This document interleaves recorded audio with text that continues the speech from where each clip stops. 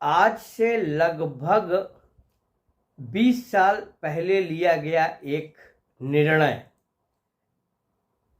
का क्या इम्पैक्ट हुआ है, साल दर साल उसका इम्पैक्ट क्या देखने को मिलता रहा है और फाइनल इम्पैक्ट उसका देखने को जो मिला है, उसका निर्णय का एक मैं स्टोरी, एक कहानी जो मेरी खुद का लिया हुआ एक निर्णय है, वो आपको बताना चाह रहा हूँ। उम्मीद करता हूँ कि हमारे लिए गए इस निर्णय को बहुत से लोग देखेंगे, सुनेंगे, समझेंगे और अगर उनको अच्छा लगता है तो लाइक, शेयर, कमेंट्स ज़रूर करेंगे। वीडियो को सब्सक्राइब करना मत भूलिएगा और ज़्यादा से ज़्यादा शेयर कीजिएगा अगर आपको अच्छा लगे तो।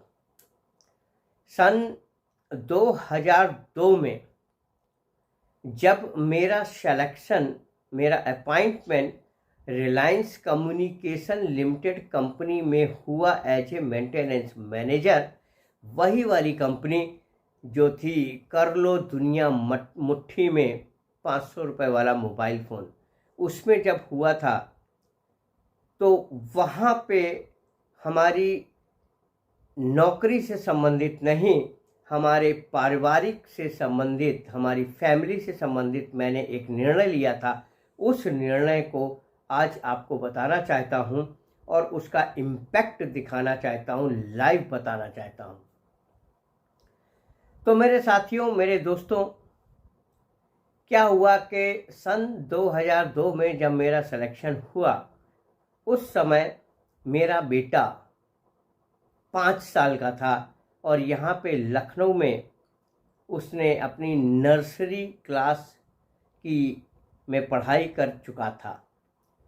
मैं जब अपनी फैमिली के साथ में, जहाँ पे मेरा अपॉइंटमेंट हुआ था शाहजहाँपुर में, वहाँ पे मैं जब शिफ्ट हुआ तो मैंने वहाँ के लोगों से पता किया और पता करने के बाद में अपने बच्चे का एडमिशन एक वहाँ के एक अच्छे से इंग्लिश मीडियम स्कूल में, जिसका नाम था तक्षशिला पब्लिक स्कूल, वहाँ पे उसका एडमिशन मैंने कराया। फर्स्ट क्लास में उसका जो भी स्कूल वालों का प्रोसीजर था, एग्ज़ाम, इंटरव्यू, सब कुछ हुआ और उसका फर्स्ट क्लास में एडमिशन हो गया।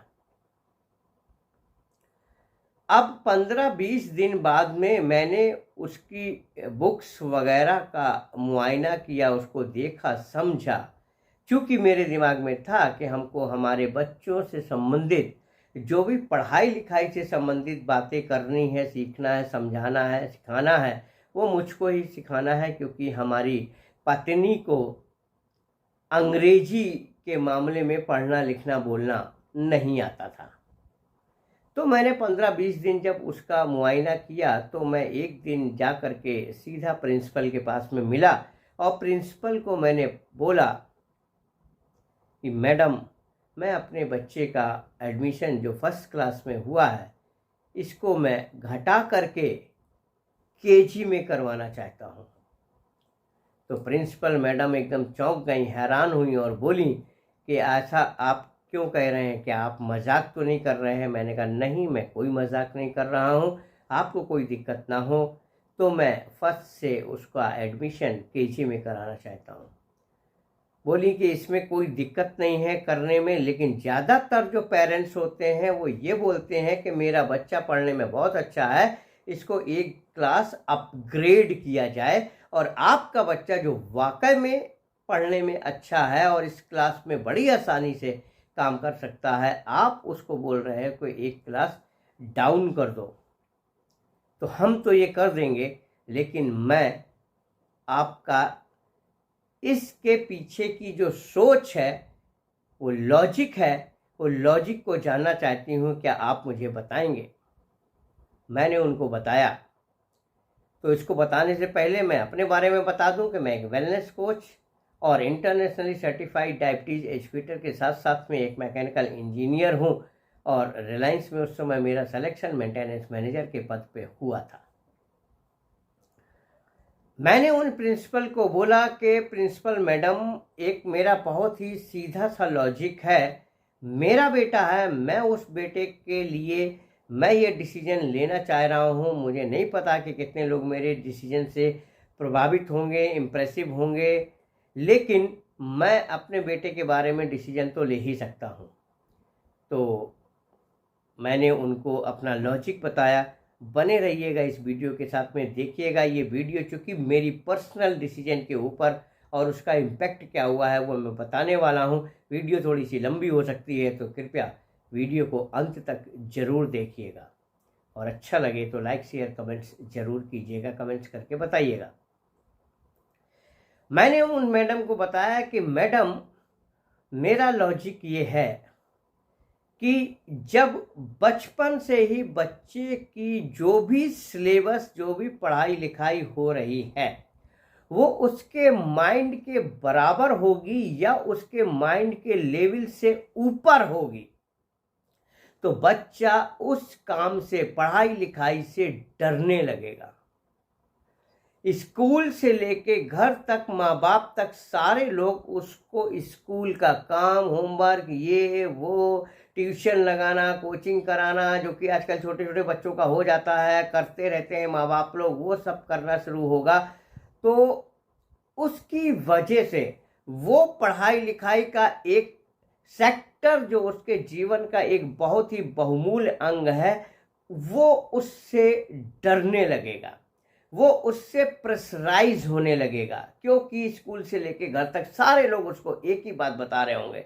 जैसे जैसे बच्चे की पढ़ाई लिखाई बढ़ती चली जाएगी, वो प्रेशर उसके ऊपर और क्रिएट होता चला जाएगा, और वो पढ़ाई लिखाई को एक बहुत ही अहम रोल के तहत देखेगा कि ये एक बहुत ही इम्पोर्टेंट चीज़ है और इसके लिए हमको बहुत ही एक्स्ट्रा एफर्ट करना पड़ेगा।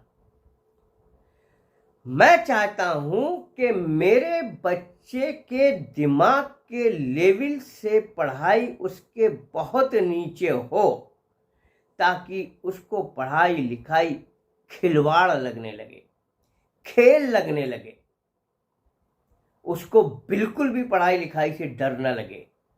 क्योंकि पढ़ाई लिखाई का लेवल जो उसको स्कूल में पढ़ाया जा रहा है, वो उसके दिमाग के लेवल से, जो ऑलरेडी जानता है, उससे नीचे है, तो उसको हंसी खेल मजाक लगेगा।